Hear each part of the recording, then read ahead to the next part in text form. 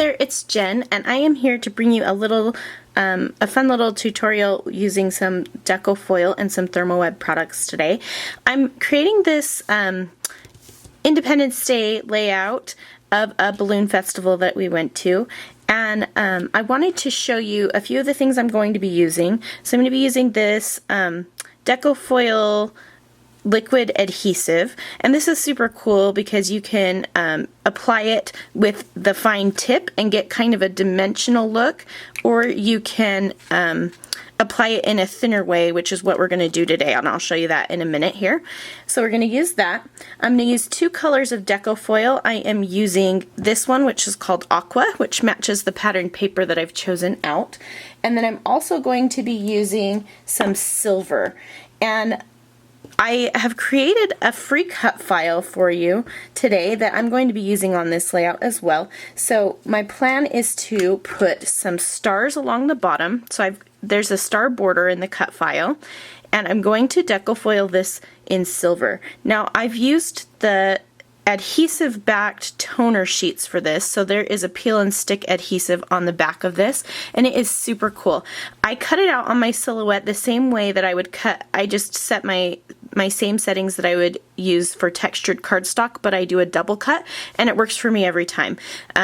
So that's what works for me for this. Now you also get the negatives of these pieces, which I might end up using, that come out from the centers of these open stars. So I've got those.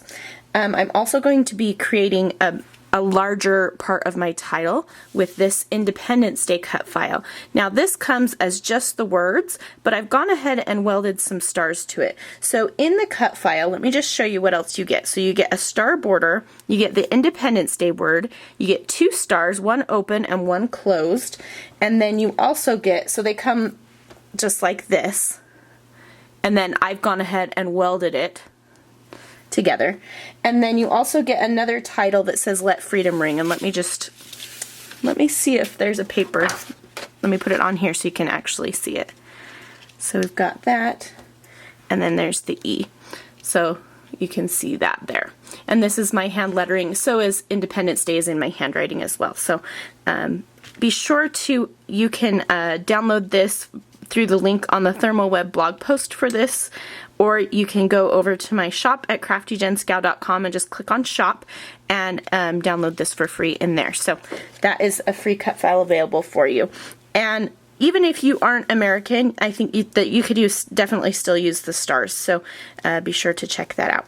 So what I'm going to do is, the first thing I want to show you is how easy it is to foil these pieces. So like I mentioned before, I'm going to be using some blue and some silver. So I'm going to do this one in blue. So what I'm going to do is I've got the little, this is like the carrier sheet. I'm going to stick my cut file inside and then cover it with the foil. So you want to make sure that the shiny, or the pretty side, is up. I'm going to close that. Make sure your laminator is super, super hot. I've got this Royal Sovereign and it's set to the 5mm setting. And I've let it get nice and hot, and then you're just going to feed it through. Okay, so here we've got the big reveal, which is always the fun part, right? So there you've got that, and then you've got this negative. If you wanted to use that for something too, you absolutely could. So I've got my title, and this is adhesive backed, so I'll stick that down in just a second, but that's going to go here. Now I'm going to stick my stars through. Just going to make sure it's nice and covered up. And then I'm sticking it through folded side first. And while that's going through, there's another technique that I want to show you. So I mentioned at the beginning that I wanted to use this deco foil adhesive. This is an older bottle. It's not called transfer adhesive anymore. It's called, I don't know, liquid adhesive or something. But it's the same stuff. So what I'm going to do is, I have just my little craft sheet here. I'm going to lay it down. Okay, so I'm going to squeeze a little bit more adhesive onto my craft mat here, and then I've got my paintbrush, and I'm just going to do some brush strokes. And this is going to put a little something behind my photos, and it's going to be imperfect and just really cool looking. So I'm going to adhere the foil to these brush strokes, so it will be very kind of imperfect and freeform and a really cool look. So now I've got that. You need to let this dry and get tacky. So while that is doing that, let's go ahead and peel off. While we were doing that, this came out of the, this came out of the laminator here. So I'm just gonna peel it off. Then we've got our nice silver foiled stars, and those are going to be put right down here. That's gonna look cool. So while I'm waiting for this to dry, I'm gonna go ahead and adhere this down. And all I have to do is peel off the sticky backing because it is adhesive. Okay, so I think that this is done, and we're gonna just go ahead and take a piece of silver foil. So you don't need any laminator or anything fancy for this. You just brush it on, and then we're gonna place down the foil, and you're just going to rub it on. And you can kind of tell where the brush strokes go. So I'm just gonna brush it or rub it down a little bit. And I think I didn't quite let this part dry enough, but we'll see. And then you can just peel it up. And we're gonna get a fun, really variegated look. Now, okay. So this is a textured cardstock, so that's something to keep in mind that I didn't think about. You're gonna get some texture of the cardstock in here, and I think it looks kind of cool, so it doesn't bother me. And you can always go back over it if you need to with the foil again. And I think that, so what I would suggest if you're using a textured cardstock is to use more of the adhesive than I did so that you can get a better look, because you can see on the area where I had more adhesive, it definitely it shows up more. Yeah, look at that. That looks really cool.